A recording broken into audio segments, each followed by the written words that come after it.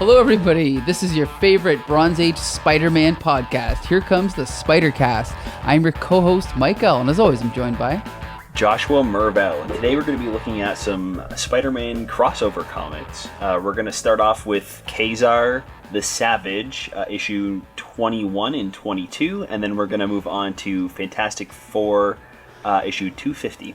That's right, and for the first time in a long time, we have no special guest with us this week. It's just Josh and I. So, yeah. But it's okay. We're going to get into some gory detail here with these comics. So, stick with us for the next hour or so.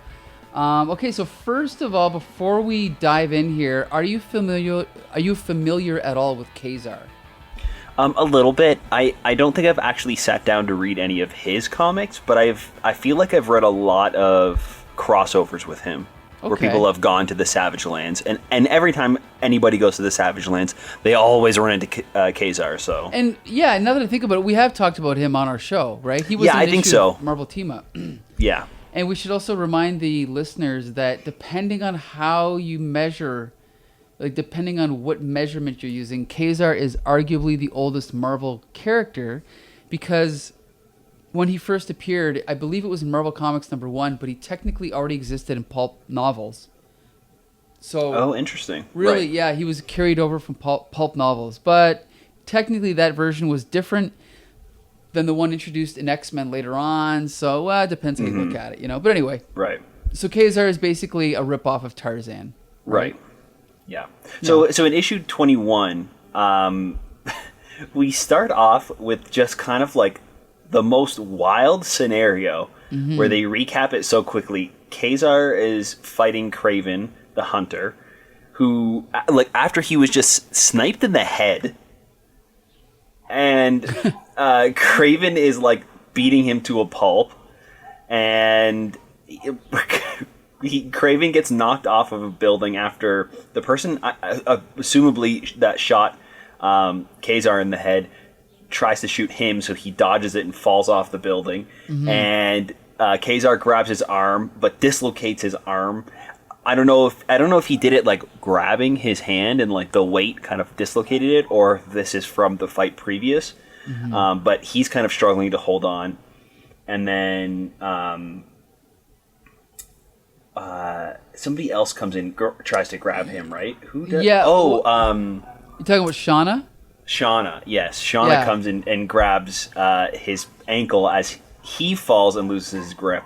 And then they all end up falling, and Spider-Man comes in and swings and puts a net underneath them to save their lives. And a spider web. Yeah. And yeah. He makes a net and like a spider web to catch them. And it turns out that Ka-Zar is dying from all of the wounds, and I guess the bullet to the head probably also was a factor in that. And it's just about them trying to save Ka-Zar's life. Is it Ka-Zar or Ka-Zar? I've always said Ka-Zar. I think it's Ka-Zar. I used to say Ka-Zar, but Ka-Zar sounds better. So okay, yeah. So Spider-Man and Kraven kind of put aside their differences to try to save Ka-Zar, even though Ka-Zar and Kraven were just fighting. And then he's rushed to the hospital, and then Spider-Man kind of leaves, and Peter Parker comes back, and he takes Shanna out on like a walk to kind of distract her after the doctors are like trying to save his life. And they have this kind of like weird flirtation going on in this issue. Right. That felt kind of out of place, like out of character, yeah, for sure. And like out of nowhere, like Shanna is mourning over Ka-Zar, and then they kind of have this like weird flirty quip. Right in the middle. It was really strange, and it felt out of place. And then as they're back in the hospital, the doctor comes out and says that Ka-Zar has died. Yep. And that's where we leave this issue off. And honestly, I surprisingly didn't hate this a whole lot. No, I mean, I thought I was gonna be so bored, because usually the Ka-Zar stories I've read, they're not super fun. I don't really like the Savage Land a whole lot, but it could also just be because it feels out of place when superheroes are thrown in that situation, and I haven't really read many stories where it feels natural, so I haven't really been interested in reading Ka-Zar, but this kind of was a nice, fun, interesting story. I think that the both the characters from the Savage Land and the superheroes mesh well together. I really like Spider-Man in this issue. Yes. I think that he's really fun. His introduction is so great. We don't see him swinging at first. We just see them land on the webbing. And then when we get that first reveal, it's like an upshot of Kraven looking up at Spider-Man, and his face is in shadows, and he's automatically jumps into the quip, and we see him like lean up against a building, kind of like sassing them, and like he felt really fun in this issue. Well, so let's talk about the creators here. Are you familiar with Bruce Jones at all? No, I don't think I am. See, because I first noticed Bruce Jones around the early 2000s, and as part of kind of like New Marvel, when Marvel was kind of revamping all their titles, and he was the one that did the sort of serious version of the Hulk, starting with Return of the Monster. I don't know if you remember that storyline. I don't think I do. And I haven't, to be honest, I haven't read it, but I've heard so many good things about it. And unfortunately, after that is when they did Planet Hulk and World War Hulk, which everyone likes, but I do not like the Hulk in that type of environment. I prefer him like the TV show, kind of just, more serious and more of just a monster that he's trying to kind of, prevent from coming out, whatever. But anyway, but then I found out, Bruce Jones also did a mini-series with Captain America. I can't remember what it was called, but it was drawn by Steve Rude, and he kind of just did random things here and there. So I thought that was the beginning of his career. Then I found out later he'd already been writing for Marvel in the late 70s and early 80s. Then he left for years to, I think, write novels or do TV or something. And so I kind of expected this to be half decent, and it was definitely good. Like, you can see that he's a good writer. He, his description is good. The dialogue is good, right? Like, it didn't, especially when you're comparing it to, like, Marvel Team Up with Ka-Zar, the difference is night and day, right? Like, the dialogue, sure. There's no comparison. Like, the dialogue flowed and everything felt normal. I guess the only big criticism, and I'm sure you'll agree, is the characterization. I'm not sure about this whole scene where basically Shanna, it's funny because Shanna is explaining kind of the whole backstory of how she got to know Ka-Zar, and in a way I think this is kind of explaining continuity. I'm assuming that Ka-Zar's character changed over the years, and this was kind of their way of explaining why, that she basically helped educate him so he could speak more sophisticated English. But then as she's talking, she then goes into this very detailed account of basically the first time they had sex. Right. And they're even showing, it's like a romance novel. They're showing them like naked and like under a waterfall and all this stuff. But then the weird thing is that then they cut back to the present, like you said. And then she's like, when did she say something? It? She says something like, if I wasn't with Ka-Zar, I'd be flirting with you. Yeah.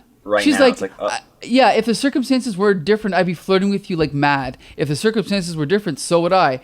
I just told my boyfriend's in the hospital. He's about to die. But yeah, just so you know, if that wasn't happening, I'd be all over you right now. It's just really weird. I mean, just so the reader knows, Shanna is dressed in like basically a leopard skin bathing suit. That's her outfit, right? Right. So it's almost they even call attention to that. Mm-hmm. Because I think Peter lends her his jacket, right, in this one? Right. And says that, like, Central Park isn't safe or New York isn't safe or whatever. Yeah, it's just, I don't know, it's very weird and feels out of place because it seems like even in the flashback, it seemed like they were starting to write her like a competent woman and not just like this damsel. Right. And because she's like she feels like the Jane to Tarzan. Sure. But more tough, right? Like she's like, when it came down to fight Ka-Zar, she was completely down and like put up a fight. They were like, trading blows, and that's why they kind of like fell for each other and started that like romance. Right. Because it felt like they were different, but also were both very like headstrong and had a lot in common, and like that story felt natural to me, and like it also made sense that she was telling this backstory because she's talking about this tragedy that's happening to her, and like her love is dying on his deathbed.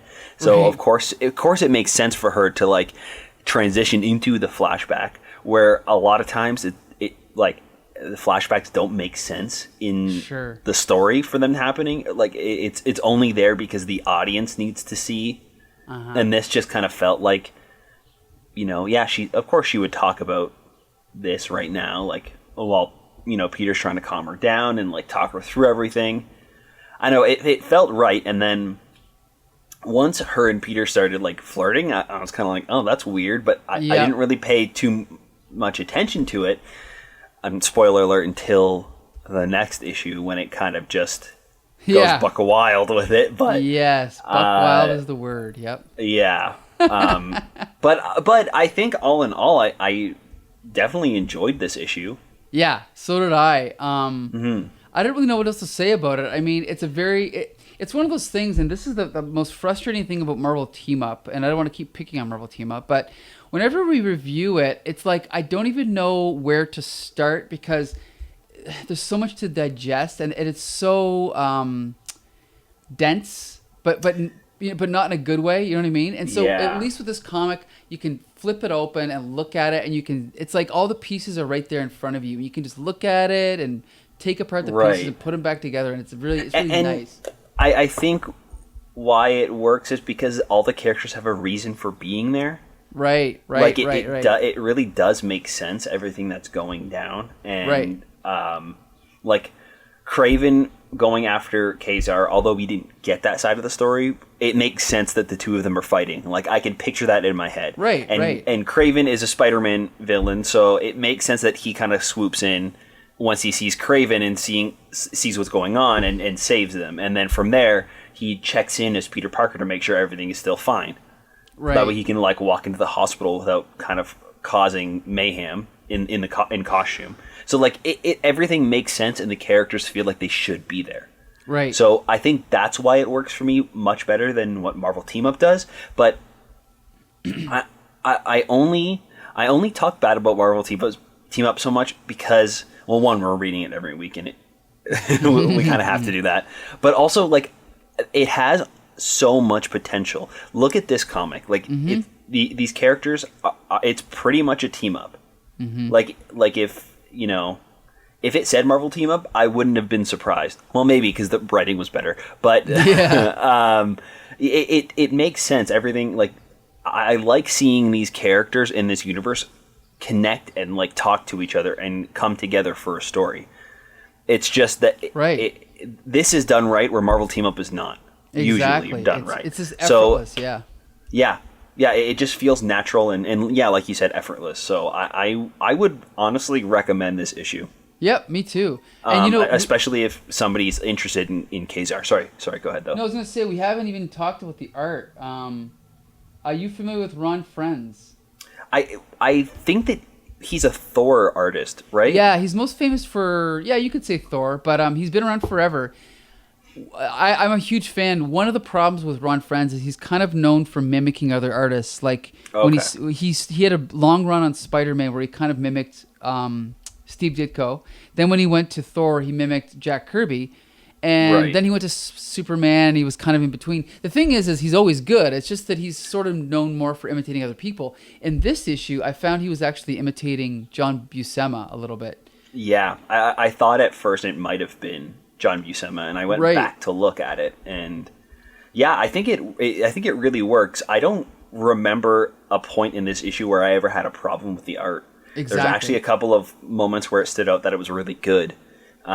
His figures are amazing. Like I think that the proportions are always right and feels natural. I really love some of the poses and the forms of Spider-Man when he is first introduced, when he's leaning on the building, it feels like such a natural, real pose that it almost looks traced, it looks very good. Yeah, like copied from a model or something. Yeah. Yeah, for sure.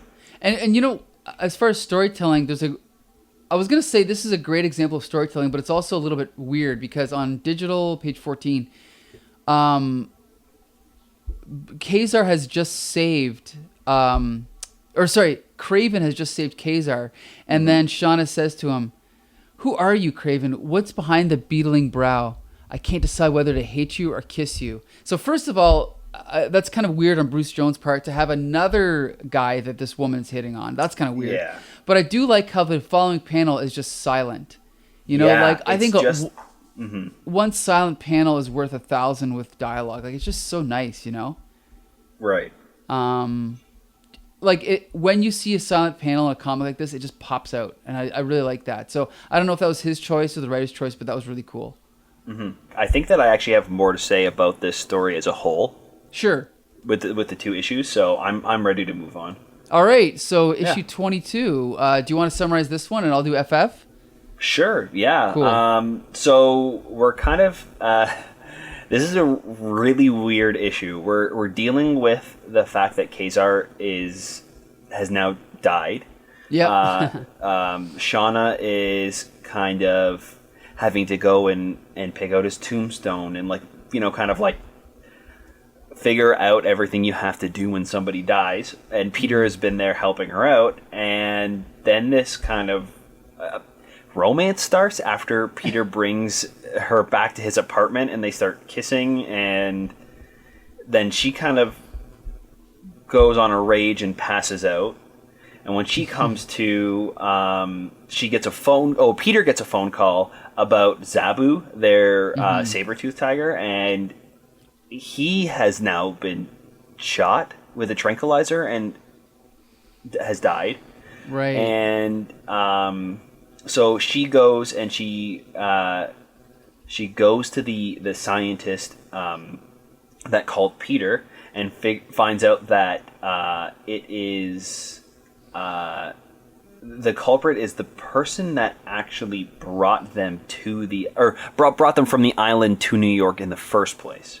Mm-hmm. We didn't really get much of them in the issues that we've read before.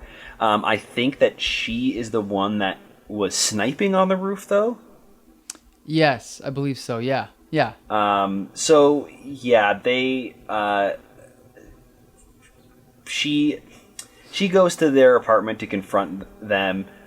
He leaves to go pick something up, and she jumps out and tries to stab him. But it turns out he heard and came back and actually shot Sharon, and we are left with another cliffhanger of now Sharon is dead. So kind of everybody from the Savage Lands have now died. I don't know where they're going with this, honestly. Yeah, well, I'll have you know there are still 3 issues after this with Spidey in them, so there's more to come for sure. Really? Okay. Yes.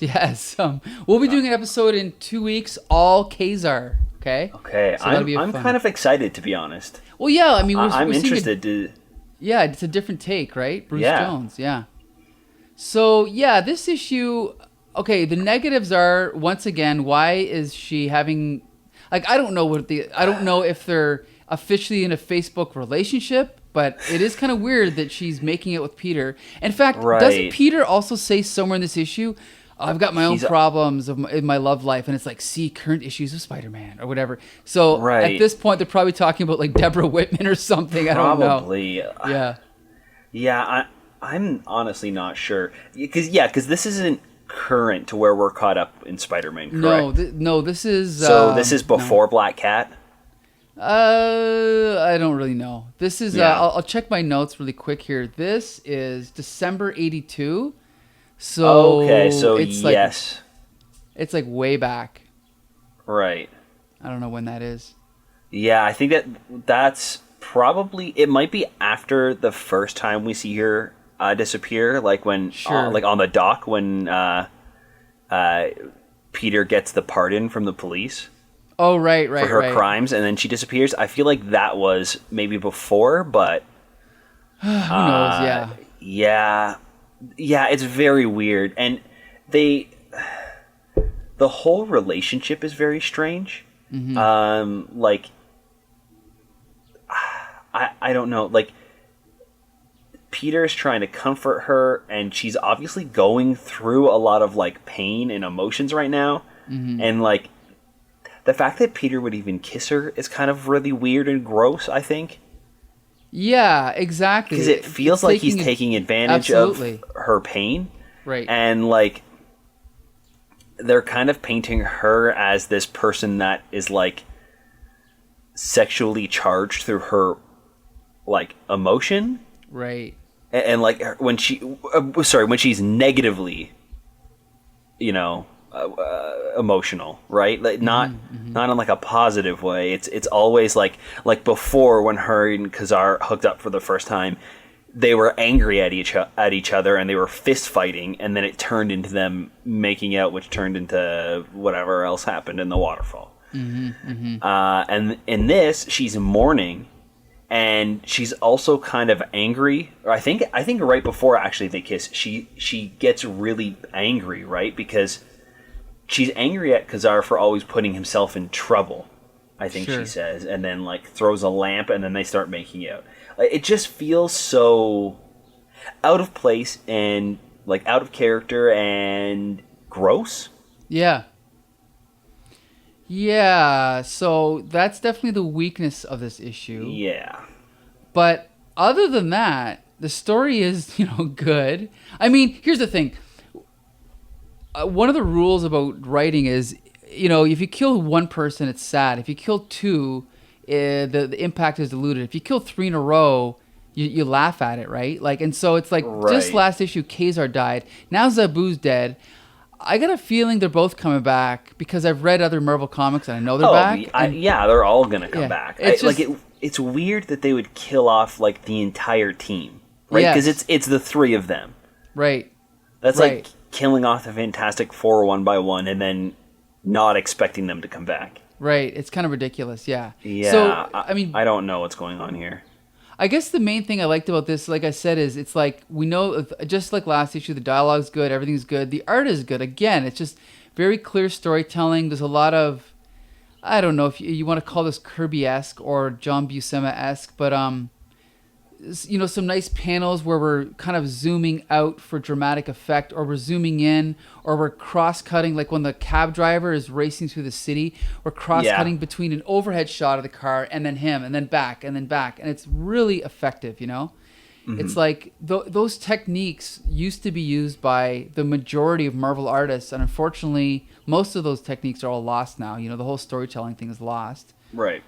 I mean, you could argue that I just sound like an old man complaining that everything used to be better, but I don't know. I mean, these techniques worked. I don't know why they stopped using them, but... Yeah, no, I agree that these techniques really do work, and it's the storytelling through the art and not the dialogue that really stands out, I think, in this issue. Right. I mean, yeah, it's like, even as I'm flipping through this, I feel like I could... It's like an old... What's the word? Not an old jacket, but I could just... put it back on and fit. I could read it again. Right. It feels familiar. Yeah, like every time we read Marvel Team Up, when we go to review it, or Defenders, when we go to review Defenders, it's like, oh my God, I've got to look at this again. You know what I mean? Right. Yeah. So yeah, again, I guess it's like we said earlier, we'd have more to say about last issue once we get to this issue, but like I said, there's 3 more coming from this. So I don't really know what else to say about this issue other than that it was another good one and that I'd recommend it. Yeah, I think, this one is less of a recommend for me just because I feel like the weird subplot of Peter and Shanna, like having this weird relationship kind of threw me out, and I don't know, that part kind of like turned me off from the comic a little bit, but I feel like with the other 3 issues, I will recommend this story as a whole. Sure. This one by itself, maybe not. Right. if that makes sense. Yeah, of course. I'll agree with that. But yeah, I still recommend it. We'll see how it goes. We'll see how it all pans out in a couple weeks. But overall, a good issue. And again, nice to see Spider-Man by Bruce Jones because as far as I know, it's a rarity. It's a very rare occasion. So yeah, with that, we are going to move on to another issue of Fantastic Four, which we reviewed a few weeks ago. And as far as I remember, none of us liked it. Right? Issue 243. No, I don't think we did. No, and now we're on to That was the Galactus one? Yes. Yeah, because that was an annual. This one's not an annual. This one that was not an annual. That was 243, FF 243. Oh, that was not an annual. Oh, you're right. Yeah. Okay, yes. Okay. Yeah, this one is again by John Byrne, who at this point was the most popular artist at Marvel. Fantastic Four was probably the second best-selling title after X-Men. And Christ knows why, because this issue, I'm sorry, I thought the art was garbage. Okay? I know that if you're listening out there, our 3 listeners, you're going to stop listening after you hear this, but let's just flip open this first page, okay? Now, I grew up liking John Byrne, and then as the years went by, I thought his art got worse and worse and worse. But then, as I got older, I started to notice the further I went back, the earlier the cracks began to show in the facade. And now when I look here, I go, oh my gosh, this is only 1982, and it's already starting to look like crap. Like this opening page here, it's not horrible, but to me, I think it's the ink work. It just makes it look like a coloring book. I was going to say, it looks very flat. Exactly, because there's no distinction between foreground and background. It's the same, almost the same thickness of line on everything. I don't know. It's a half decent pose for Spider-Man, but the problem is John Byrne's early work with Iron Fist and Marvel Team Up and X-Men. He was known for putting in so much detail and so much shading, and then obviously when he worked with inkers like Terry Austin, that just brought that out and augmented it. But here we can see, like, look at his spider line. It's just a single line. Now that's not inherently bad, but it kind of just adds to the overall feeling that this is kind of a rush job, Yeah. I don't know. I really didn't like this. And then go ahead. No, I agree. Like everything kind of seems flat. There's not a lot of detail, which is fine, but it's almost like the lack of detail stands out more because maybe it's the shading or the inking or I can't put my finger quite on what it is that is not working, but I feel like it's kind of just small things that all add up. Well, and there's also the color. Why are the tops of all these buildings yellow? If it was all like kind of a faded blue, it would be a little bit better because it would make Spider-Man stand out. But because it's yellow, it kind of just makes it all look like a big, I don't know, pizza. I mean, color. Even if it was like if you look at the next page, those buildings look fine. Right, because it's more of like an off-white. It's like a pastel, yeah. Yeah, right. Where it's just so bright. Right. In the other one, it almost looks like the sun is super bright and reflecting off of the buildings. Right. And see, again, like usually we don't really cover the issues this way, but I'll just explain it. So Spider-Man's swinging through the city, New York, and he comes across what looks like it kind of looks like tubing? Yeah, like tubing draped over all these buildings. And I got to admit, this is kind of a clever way for him to discover what's going on.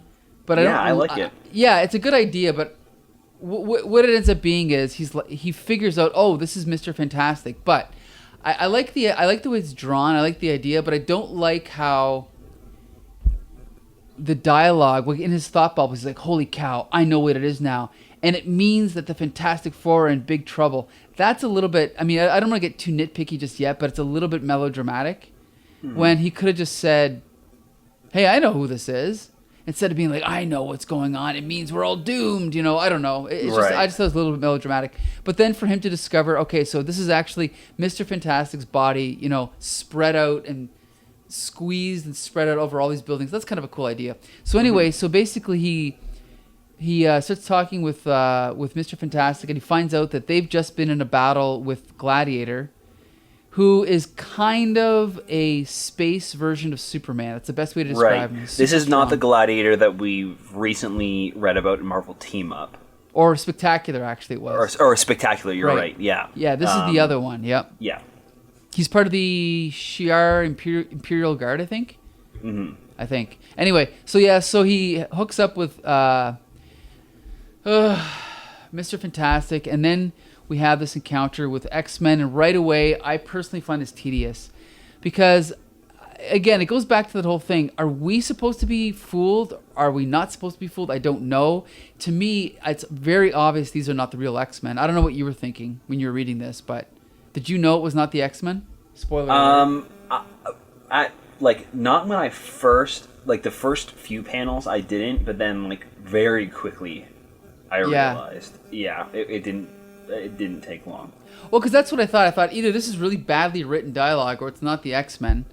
So anyway, yeah. So I'll just I'll go with it. So anyway, so then the X-Men start fighting Gladiator. Then we touch base with Johnny Storm, who also flashes back to last issue to explain what he's been doing. He tracks down Ben Grimm, revives him. He's all good. Then we cut over to Franklin Richards, who's with his mother, Sue Richards, and so now we've got the team all pretty much back together, or almost back together.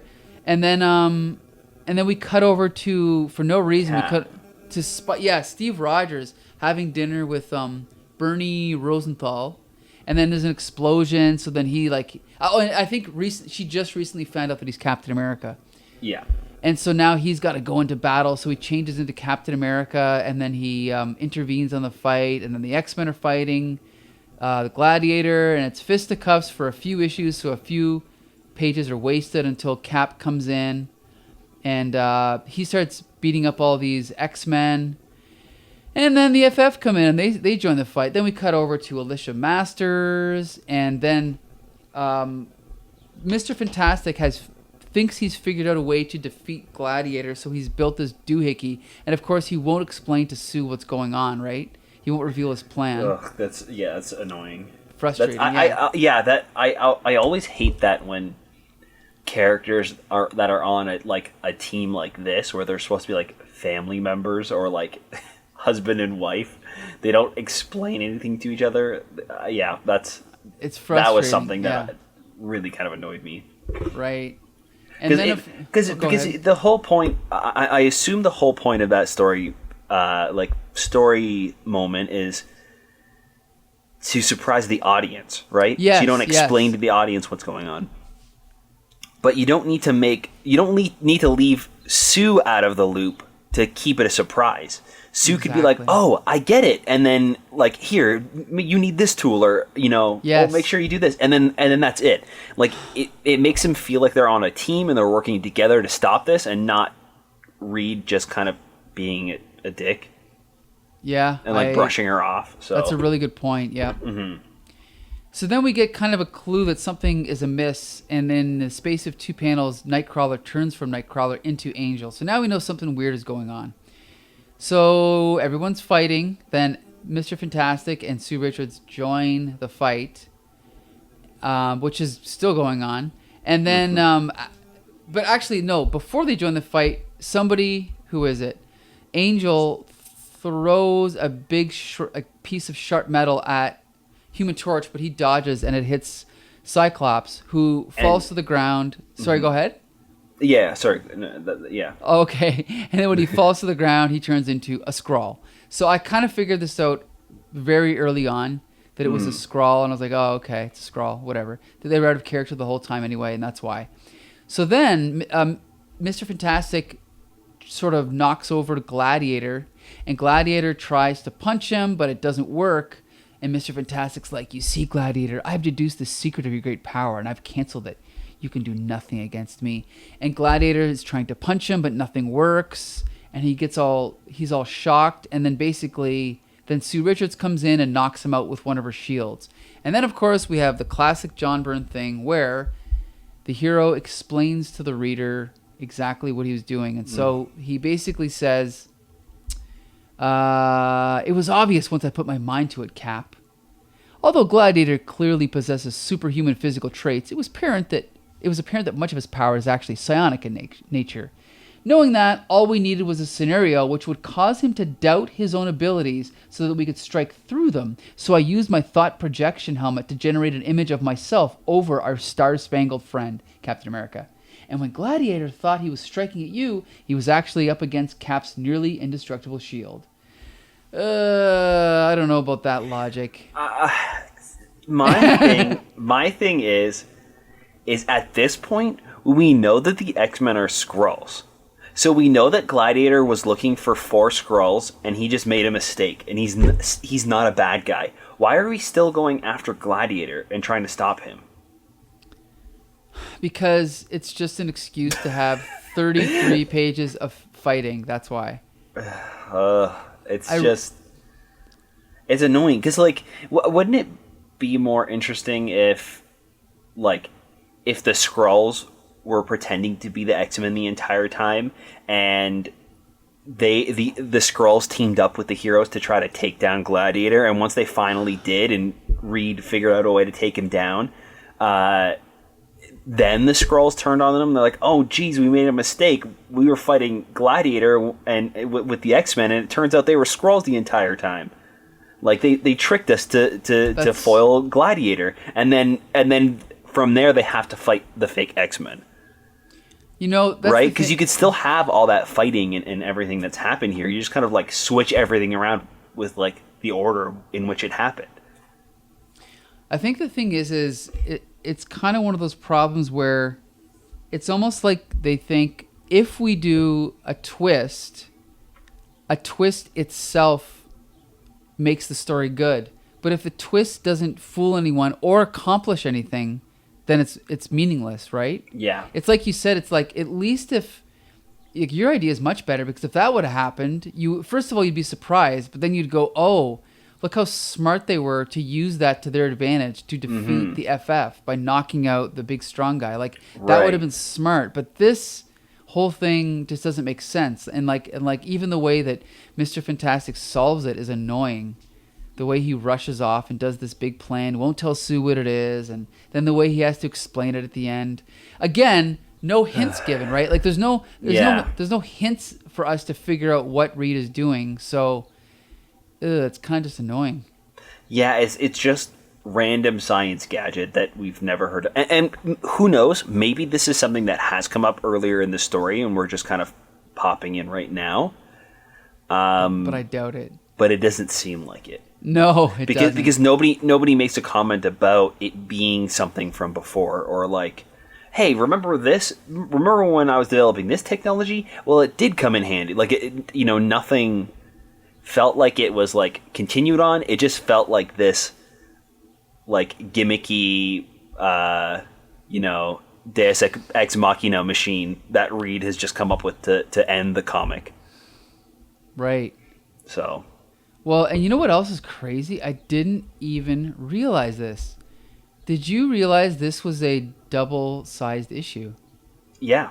I had no idea. Like, I'm like, nothing happened. It's just fighting.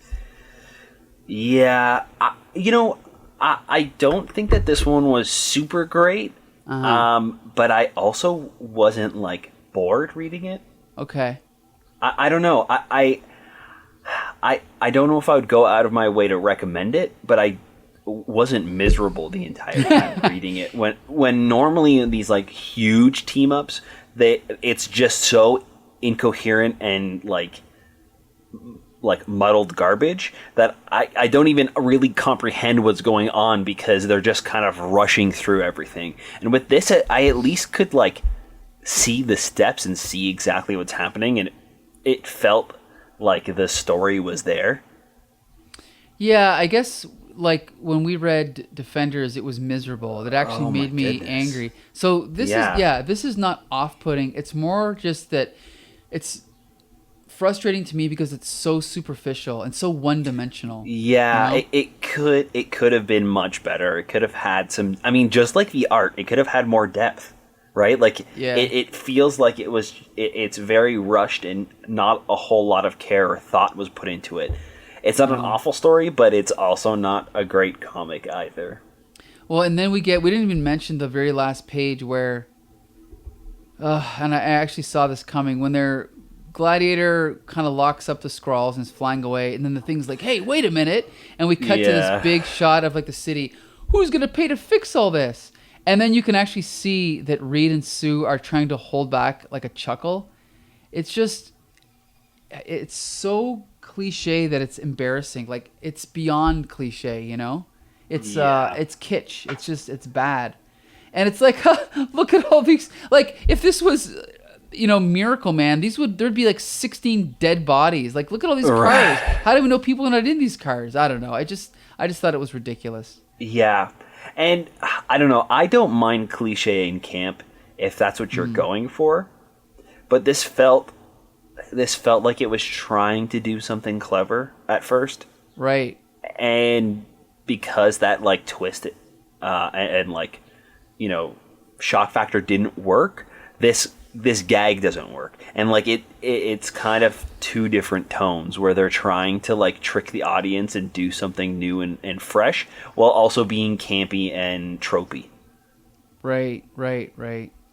So again, I think tropes, like having that like classic, like cheesy, corny feel can work if that's what you're going for. I enjoy that. But it feels like they're trying to have the best of both worlds, and it's not paying off because the story just doesn't. Not that it doesn't work, it's just not great. Yeah, I agree. So. Ugh.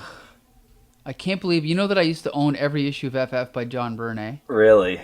No, I gave them away. I gave them away to some kid for free. Anyway.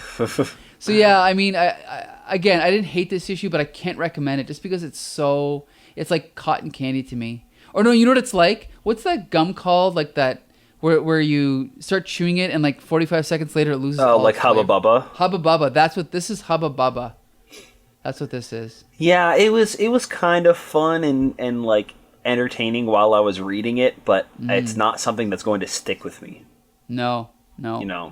So yeah,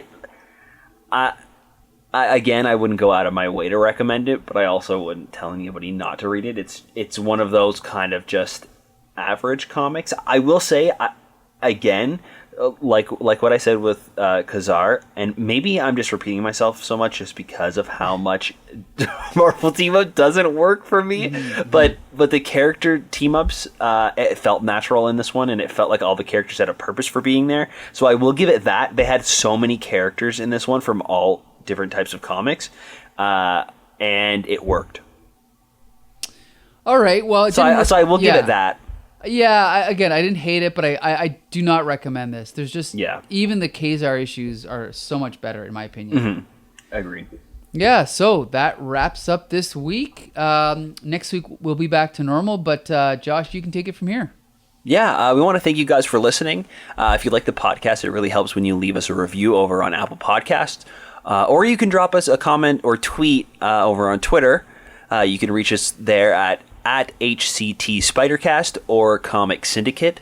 You can also find us at the Comic Book Syndicate pretty much anywhere else. So anywhere you can find podcast, that's Spotify, iTunes, YouTube, wherever you want to find us, you'll find us at the Comic Book Syndicate. We want to keep this conversation going, so yeah, please keep in touch. That's right. And next week we will be reviewing Spider-Man comics from July 1983. So until next Monday, this has been Here Comes the Spider-Cast. All right, see you then.